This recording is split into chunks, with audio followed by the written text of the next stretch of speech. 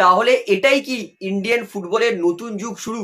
কারণ আমাদের সমস্ত ভারতীয় ফুটবল ফ্যানের বহুদিন ধরেই একটাই ইচ্ছা যে কবে পিআইও প্লেয়ার আসবে, ভারত যে খারাপের থেকেও খারাপতর পারফরমেন্স করছে সেখান থেকে আমাদের অন্তত বাঁচাবে। ফাইনালি আমরা প্রথম দুটো পিআইও প্লেয়ার পেয়ে যাব 18ই নভেম্বর, যেটা ভারত বাংলাদেশের বিরুদ্ধে ফিফা উইন্ডোর ম্যাচ খেলবে। সেখানে কিন্তু ভারতীয় দলে প্রথমবারের জন্য পিআইও প্লেয়ার আমরা দেখতে পারি।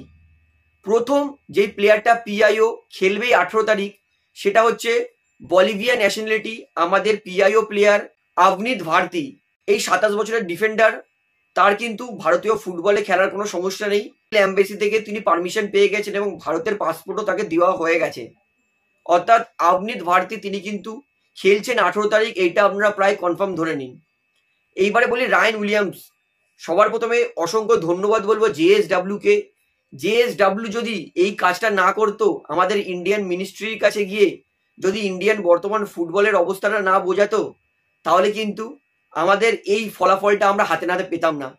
তাই আমি বলবো যে অবশ্যই, যেটা এতদিন অল ইন্ডিয়া ফুটবল ফেডারেশন শুধু আমাদের বলে গেছে কিন্তু কাজের কাজ কোনোদিন করতে পারিনি, সেটা কোনো না বলেই, আমাদের কোনো প্রমিস ছাড়াই জেএসডব্লিউ কিন্তু অনেকটা হেল্প করেছে। তাই একটা সঠিক মানুষকেই কিন্তু এবার আমাদেরকে এআইএফএফ প্রেসিডেন্টের পদে কিন্তু বসাতে হবে। তো যাই হোক, জেএসডব্লিউ আমাদের যে মিনিস্টার তাকে গিয়ে বলেছে ফরেন মিনিস্ট্রিতে গিয়ে যে ইন্ডিয়ান ফুটবলের অবস্থা এখন এত শোচনীয়, বিদেশি বা পিআইও প্লেয়ার কিন্তু লাগবেই। তো সেটাই কিন্তু মিনিস্ট্রি তারা অ্যাপ্রুভ করেছে। এইবারে শুধুমাত্র রায়ান উইলিয়ামস, অস্ট্রেলিয়া থেকে এনওসিটা পাওয়া বাকি আছে। ইন্ডিয়ান পাসপোর্ট রায়ান উইলিয়ামস পেয়ে গেছে। অস্ট্রেলিয়া এমবেসি এনওসি দিয়ে দেবে যে আমাদের কোনো অবজেকশন নেই, ইন্ডিয়ার হয়ে রায়ান উইলিয়ামস খেলতে পারে। তারপরে আমাদের এআইএফএফ হাত জোর করে অনুরোধ করবো, এইবার অন্তত একটু খাটুন, এইবার একটু অন্তত কাজ করুন এবং যেই দুই প্লেয়ার বাংলাদেশের বিরুদ্ধে হয়তো খেলবে তাদের খেলার পুরোপুরি ব্যবস্থা করে দিন, যাতে তারা কন্টিনেন্টাল ফুটবল আমাদের ইন্ডিয়ার হয়ে খেলতে পারে। তো এর থেকে কিন্তু ইন্ডিয়ান ফুটবলের নতুন যুগ শুরু হতে পারে পিআইও প্লেয়ার এসে। এই মুহূর্তে ইন্ডিয়ান ফুটবলে 4টে পিআইও প্লেয়ার আসলেই আমি মনে করি ইন্ডিয়ান ফুটবল ভালো খেলতে পারে। কারণ ইন্ডিয়ার ডিফেন্স মজবুত, ইন্ডিয়ার কাছে ভালো গোলকিপার আছে। ইন্ডিয়ার মেন সমস্যা হচ্ছে ফরওয়ার্ড অ্যাটাকিং। এই মুহূর্তে ইন্ডিয়ার একটা প্রপার অ্যাটাকিং মিডফিল্ডার দরকার, একটা প্রপার স্ট্রাইকার দরকার। রায়ান উইলিয়ামস তো আসছেই, একটা প্রপার উইঙ্গার।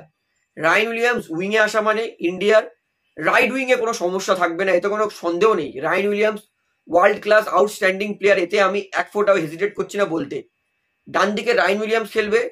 অবশ্যই অ্যাটাকিং মিডফিল্ডারে আমি মনে করি ইয়ান ধান্দা, এই 27 বছরের ইংলিশ প্লেয়ার, আমি মনে করি তাকে যত তাড়াতাড়ি ইন্ডিয়া পিআইও প্লেয়ার হিসেবে ইন্ডিয়ার পাসপোর্ট দিয়ে নিয়ে আসবে, তত কিন্তু ইন্ডিয়ান ফুটবলের জন্য ভালো।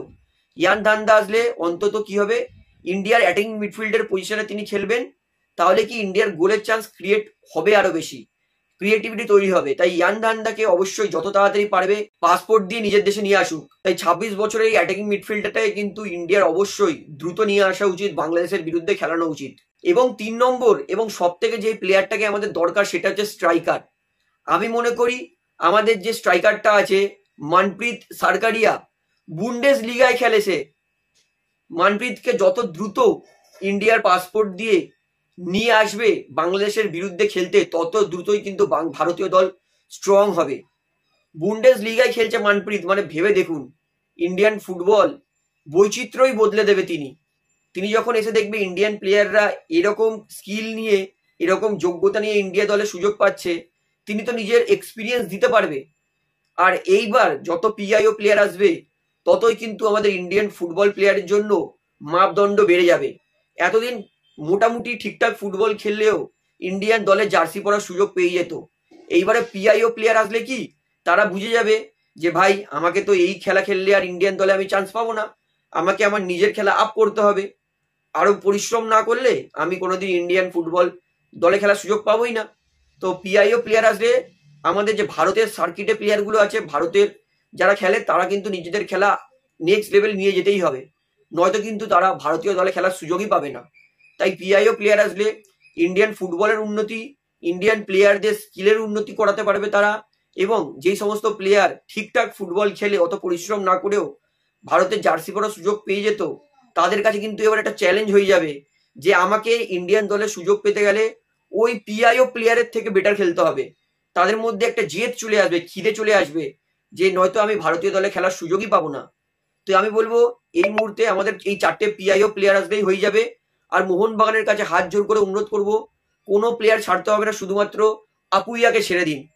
আপুইয়া এই মুহূর্তে ইন্ডিয়ার বেস্ট মিডফিল্ডার।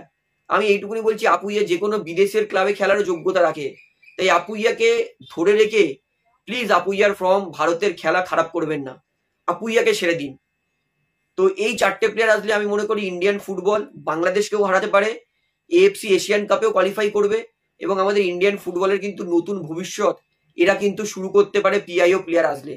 তো আমি কিন্তু ভবিষ্যতে আরো পিআইও প্লেয়ার নিয়েও একটা প্লেইং ইলেভেন আপনাদেরকে জানিয়ে দেবো, সব থেকে বেস্ট প্লেইং ইলেভেন কি হতে পারে, যেটা বড় বড় কম্পিটিশনে ইন্ডিয়া বড় বড় দেশের বিরুদ্ধে ভালো খেলে ইন্ডিয়াকে জিততে পারবে। তো সেই প্লেইং ইলেভেনটাও জানিয়ে দেবো পিআইও এবং আমাদের কিছু ভারতীয় প্লেয়ারদের নিয়ে বেস্ট প্লেইং ইলেভেন। তো পিআইও প্লেয়ার আসছে, তার জন্য কিন্তু এএফএফ কে, অল ইন্ডিয়া ফুটবল ফেডারেশনকে আরেকটু দৌড়ঝাঁপ করতে হবে, এবং বাংলাদেশের বিরুদ্ধে যদি পিআইও প্লেয়াররা খেলে আমি শিওর ভারত যথেষ্ট ভালো পারফরমেন্স করবে। তো ভিডিওটা এখানে শেষ করছি, আশা করি ভালো লাগলো, এবং এই ভালো আপডেটটা সবাইকে শেয়ার করে কিন্তু জানিয়ে দেবেন। ভিডিওটি ভালো লাগলে অবশ্যই লাইক করুন, কমেন্ট করুন, শেয়ার করুন, এবং চ্যানেল নতুন সবাইকে একটা অনুরোধ করে রাখবো, যেহেতু এখানে আপনারা খেলার সমস্ত রকম আপডেটস পেয়ে যাবেন, তারা অবশ্যই পাবলিক ভিউ কলকাতা চ্যানেলটিকে সাবস্ক্রাইব করে বেল আইকন প্রেস করে অল করে রাখবেন। ধন্যবাদ।